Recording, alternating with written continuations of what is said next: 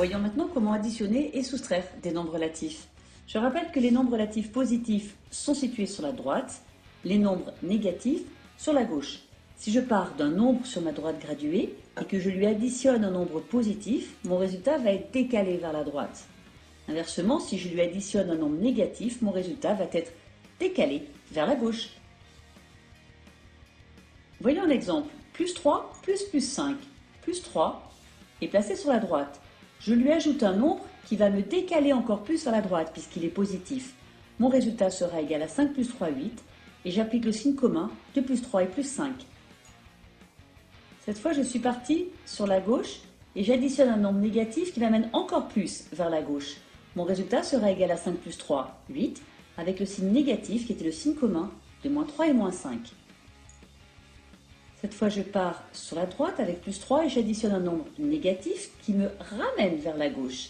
Pour trouver mon résultat, cette fois, je vais faire la différence, 5 moins 3, 2, et je vais appliquer le signe du nombre qui était le plus loin de 0. 5 est plus éloigné de 0 que 3, j'ai donc pris le signe de moins 5, moins. Enfin ici, je pars vers la gauche avec moins 3 et j'additionne un nombre positif qui me décale vers la droite. Je vais donc en sens contraire, je procède à une soustraction. 5 moins 3, ça fait 2. Et j'applique le signe du nombre qui était le plus loin de 0. 5 est plus éloigné de 0 que 3. J'applique le signe de plus 5. Donc je retiens que quand les deux nombres que j'additionne ont le même signe, ici, ici, je procède à une addition et j'applique le signe commun.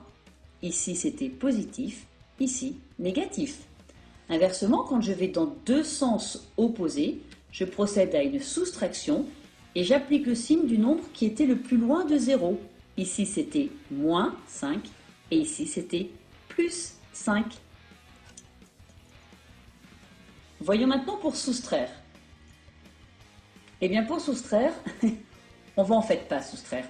Au lieu de soustraire, on va dire que soustraire c'est la même chose que ajouter le nombre opposé. L'opposé de plus 5, c'est moins 5. J'ai donc plus 3 plus moins 5, je suis en sens contraire, le résultat est égal à 5 moins 3 avec le signe du 5. De la même façon, soustraire moins 5, c'est additionner l'opposé de moins 5. Cette fois, je suis partie dans un sens, maintenant dans l'autre. Je procède à une soustraction, mon résultat est 2 avec le signe de plus 5.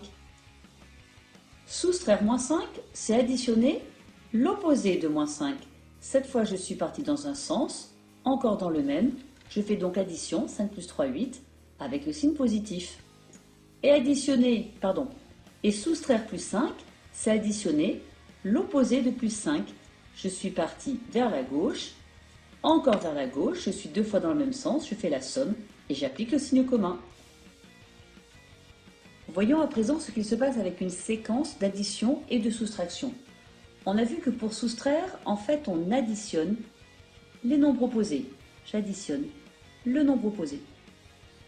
Je vais maintenant grouper les nombres positifs entre eux et les additionner. 5 plus 1 me donne plus 6. De la même façon, je groupe les nombres négatifs entre eux. Moins 8 plus moins 9 plus moins 10 est égal à 27 avec le signe négatif. Et je procède maintenant à l'addition des deux termes obtenus. Ils sont en sens contraire. J'ai un résultat qui est égal à 27 moins 6, 21, avec le signe négatif puisque 27 était plus éloigné de 0 que 6. Je retiens donc que dans une séquence d'addition et de soustraction, 1. Je transforme les soustractions en addition des nombres opposés. 2. Je regroupe les nombres positifs et je les ajoute. 3. Je regroupe les nombres négatifs et je les ajoute. Et enfin 4. Je calcule la somme des deux termes obtenus. Je voudrais juste te montrer une autre façon de faire en simplifiant, c'est-à-dire en enlevant les parenthèses. Quand j'ai deux signes ici, contraires qui se suivent, je remplace par un moins. Et quand j'ai deux signes identiques, je remplace par plus. Ici, j'ai deux signes identiques, plus 1. Je regroupe maintenant les positifs. 3, plus 5, plus 1.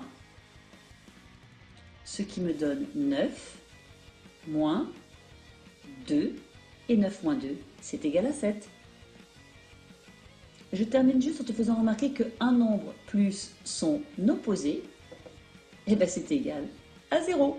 Voilà, si tout est clair, tu peux passer aux exercices. Sinon, réécoute la vidéo.